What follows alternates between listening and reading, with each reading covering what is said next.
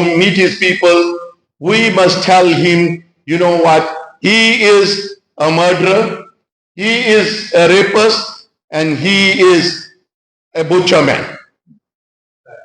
So we have to tell the nation how earlier Brother Maulana Shafiq said it. South African got in DNA to resist. So we are learning from them. With these few words, I'm going to call upon now, because media is a very strong pillar of the community, and I'm going to call Sister Kauser. She must come and say a few words to us about Kashmir. Assalamu alaikum. Not much of a talker. So I think often, when you listen to me report news, people kind of perceive me to be very confident and, okay with talking, but I'm not. This is my very first time actually addressing a public. So yeah, very new to me. But I want to start off with saying that I'm here today because I believe in something greater than myself. I was informed, and just to give you some context, I was informed of the passing of my uncle this morning. And I was telling my lovely husband over there taking the images. Please don't take of me, take of everyone else as well. I was telling him that I don't know how I'm going to kind of fulfill today and how I'm going to get through everything today, because I feel I have so much on my plate. I'm so overwhelmed currently. I'm writing exams as well, and everything else is happening. And he was saying, you know what, Kota, you gave your word. And when you proceed with the proper intention and your heart is clean, Allah makes things easier for you. So I'm here today, and I want to make it clear, and I am here on behalf of BSC, but I'm not getting paid for my hours that I'm invested in here today. And obviously due to a lack of manpower in the newsroom as well, and this time of the year, it's crunch time, it's hectic on everybody, and I have insisted to still be here today. Mainly because I believe in something greater than myself. I want to be here, and I want to say that because it is Sir Salman Khan, of course, who is also a prominent voice on the BOC Airways, on the PM Drive show in particular, because he kind of focuses on geopolitical issues, and the show is mainly, focused on national geopolitical issues, especially that of Gaza, Sudan, and Kashmir, and a whole lot of other genocides that's also unfolding across the world. And it is through Salman in particular. I mean, I could have done the research way long time. My attention wasn't drawn to the issue at that point. I've actually really come to learn about the Kashmiri genocide. And I'm not afraid to actually acknowledge that and say that I didn't know. I was unaware at the time of the gravity and intensity of the situation. There's so much eyes, and alhamdulillah, it's great. There's so much eyes on Gaza. There's so much eyes on, Sudan. But I feel like a lot of that is kind of downplayed currently, especially in the Western Cape. It comes to civil society groups, activists on the ground in the Western Cape. I cannot speak for other provinces because I am based in Cape Town. And I feel like there's a kind of a lack of presence and consciousness when it comes to Kashmir. I don't quite hear that, or either you will hear it's almost as if one genocide is kind of more, I won't say superior, but like it's more minimized than the other, so to speak. So I think a humanitarian crisis is a crisis at large. And I think when a nation is injured, obviously everyone else is injured as well.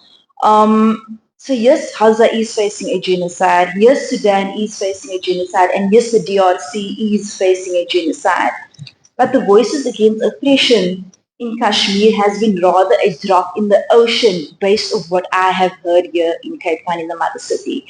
And I stand before you today in a very simple message. And I say that as a journalist, and especially first and foremost, and I think oftentimes the lines are kind of blurred, especially as a female Muslim journalist. I'm first and foremost a female Muslim journalist. Right? I'm Muslim firstly, before anything else. And I feel like when I kind of ventured forth into this career, I feel like I have an amana to kind of fulfill. And that is also to speak up against all sorts of oppression. And being here today obviously shed light on a lot of things that I was kind of also unaware of. People think, we journalists just know everything. It's not like that. There are so many times that I've had to relearn and sort of discard my own perceptions or unlearn so many things as well in order to accommodate or to expand my mind on other issues, that is also relevant. So I'm here today to say that I'm going to obviously take it on myself to educate and inform the community more on what is happening in Kashmir. And, may the Almighty obviously restore peace across all nations facing genocide, Sudan, the DRC, Gaza, and Kashmir, of course, and many other nations that I'm yet unaware of as well. I'm not afraid to mention that. We can't know everything, and I'm always willing to learn. And maybe I might take your places to task also. Amen. Allah, such a Kausar. She's a media person, and we are expecting, inshallah, she will be the voice of Kashmir. And chamber into the Westminster. So they used to have a priest chamber in Westminster, those who used to govern from there. Now, when they were leaving, as you can see, some of the biggest territories, the Hyderabad, the Manwara, the Kashmir, and many other, there was a 565. So when the British was leaving, there was a ruling called the Act of Indian Independence of 1937. It was revised in 1947 that when we leave, the territory that is subjected to the British monarchy is going to be left. Their permanency will not be continued. So they will be given three things. There will be option, either you join the Hindustan, Hindu majority area, or you join the Pakistan, which is a Muslim majority area, or you remain independent. But your independence must be respected by the subject. If you wanted to be independent, your subject must be deciding the final score. So this is the Act of Independence. I don't want to go into the detail because quite big if you read the book. And that is what it is today, the Pakistan and India. And it was very, I would say, unfair division, very unfair division. I'll tell you why. A lot of people, they do not know where is Kashmir is. So as you can see, where the Kashmir is, and I will put the mark here, that's where the Kashmir is, on the top northern part. And that is India. And one of the reasons a lot of people ask me, why India? With such a landmass, why they want to stick to the Kashmir? The geopolitical reasoning of India to connect, because you can see the border from here to there is all sea, and on the top that you got a mighty China sitting here. For them to carve countries, which is Central Asian Republic, Turkmenistan, Uzbekistan, and all the Russian Republic, that is only through the Kashmir. That is only through the Kashmir. If they do not have the Kashmir, they cannot. After the CPEC, which has been built, that hope has been done off. But India hanging on to it with a 1 million soldier because they wanted to connect their land mass into the Silk Route from here into the Turkmenistan and of course Azerbaijan and many other territories. So that is the geopolitical thing. And that's where now this is the Indian occupied Kashmir and that is a Pakistan occupied, not occupied Pakistan, Azad Kashmir. Now, looking at the now that is what where we are now, and I don't want to go into the detail, but what I want to discuss that the India claim is that when the Maharaja was leaving the Kashmir, Hindu ruler, he signed an instrument of annexation, and that was their legal entity, or there was a legal claim. Now I put in my book, and that I got it from the British archive. You cannot, please, if you put up a little bit of a zoom into that, this is a treaty or a instrument of annexation which is actually writing off 86,000 square kilometer. How many? 86,000 square kilometer, 3 times the size of Great Britain or a Belgium. 17 million Kashmiris, 14 million live in Kashmir, and 3 million Kashmiris live as a diaspora in exile. Now, you cannot decide fill in the blanks. This is actually their claim. Now, I'll tell you what happened next. I think if you have a book, you will see the cut and paste of the time. This product, this instrument I have provided to the many legalistic in South Africa internationally, they say is a fraudulent, it is omissions, deletion, it cannot be accepted in any court of the justice, right? Now, when this paper was asked by, because what happened is, when India invaded Kashmir on 27th of October 1947, of course, the civil war break out because the local people, they didn't want India to be there. And Pakistani, of course, the rural areas went to help the people. Again, there was no arms, no ammunition. And then, of course, civil war break out. So Nehru thought he's very clever with Edwina Mountbatten, his romance partner, let's say platonic one. And then, of course, the Mountbatten, his side, whole of the European Parliament is his side.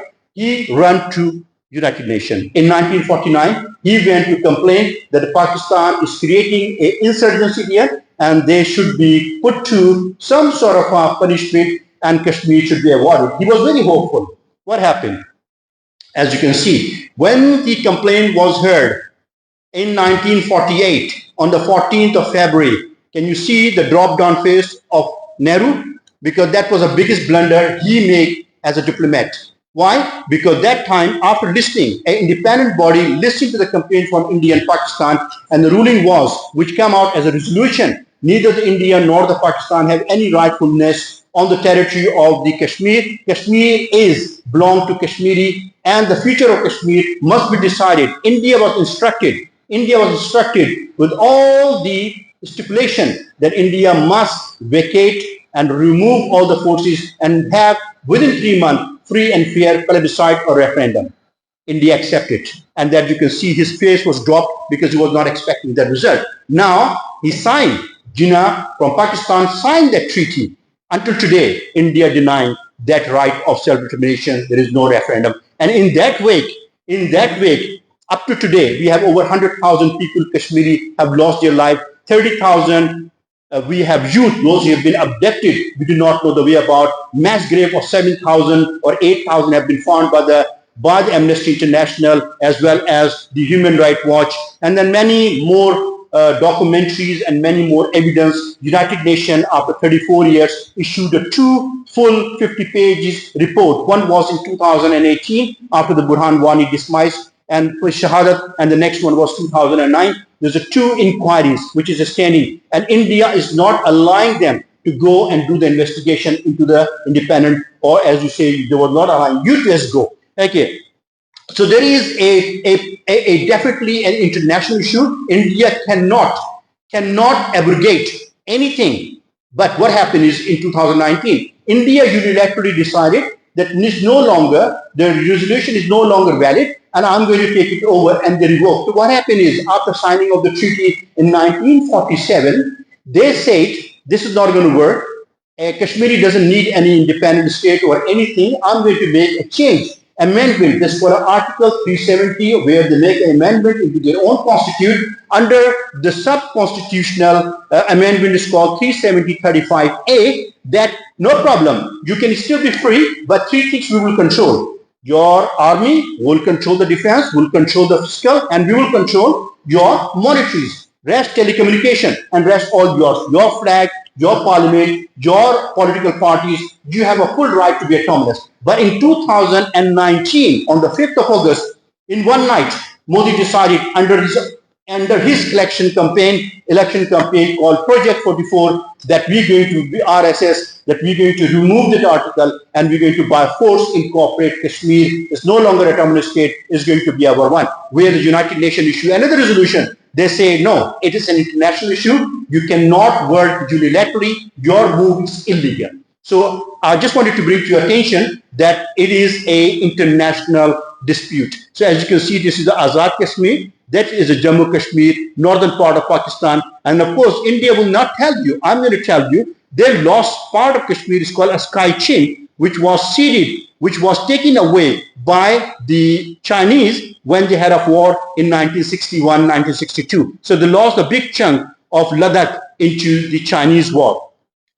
Now, I'm not going to go into the detail and explain everything. Now, another problem is the most of the water arteries or 5 Pakistan rivers. Pakistan is an agriculture country, and the water rivers are running. Now, India is building illegal dam, and that's why when last year we have Pulwama attempt, they say we're going to revoke to punish Pakistan, to helping the freedom fighter, we're going to block all the water. And of course, there is a standing international treaty, it's called a Water Indus Treaty. So all the rivers running from there, those who make into the Pakistan, into the Indus, and become Indus, Chenab, Ravi, Satluj and all. And they are the one, they all whole of the artery actually provide water to the Pakistan as well as all the agriculture land. Okay, let's continue. I just wanted to show to our member of parliament and the people are here, especially Kausar as well, that a lot of people think the Mahatma Gandhi was a messiah.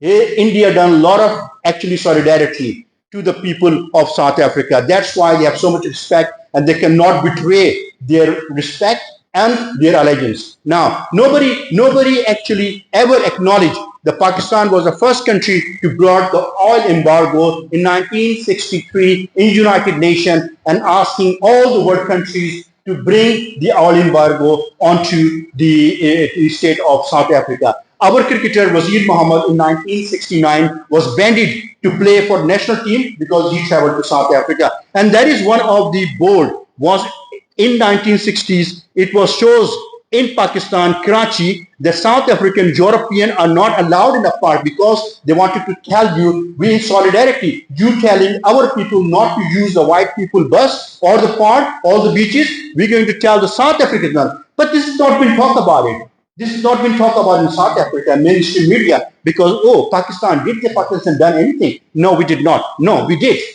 Before I was born even, Pakistan was already saying, you South African Europeans not allowed in our parks. So that call it many other things that we can talk about it. Now there is many other issues. Now a lot of people will ask what it is actually the people of Kashmir want.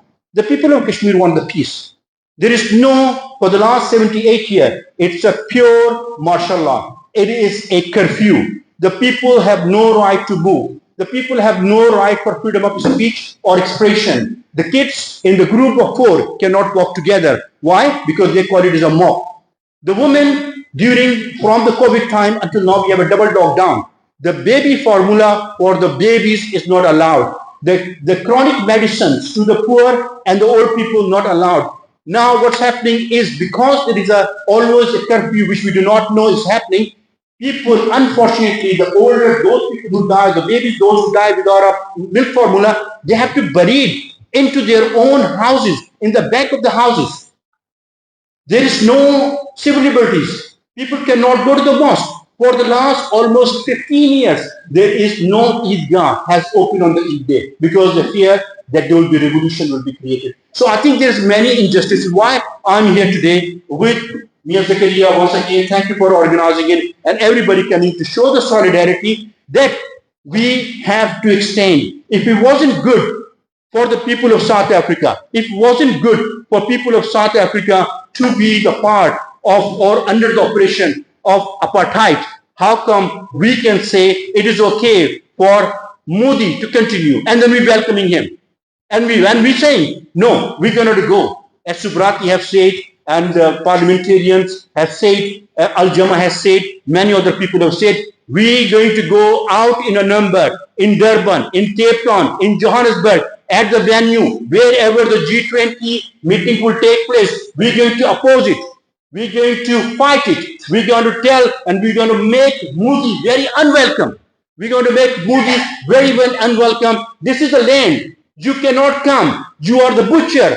Modi rose from the ashes of Gujarat, 2,000 people met in parliament. He cannot be welcome. Why? Because this is a land of a freedom fighter. This is a land of human rights champions like Nelson Mandela, Yusuf Dadu, the Ahmed Katrada, Oliver Tambo, and many others. We cannot accept his sinful soul into South Africa. And if it did come, that will come because he will use the media. The G20 will have 30,000 delegates. We will expose them. We will march. We don't need any permission. The 5 people to 10 or 15 people can stand up anywhere, on any street, and put the sign, India is a apartheid state, free Kashmir, because we're going to use their limelight, their media, and we're going to tell them, we are opposing you. You are not welcome in our country. Inshallah, can we do that?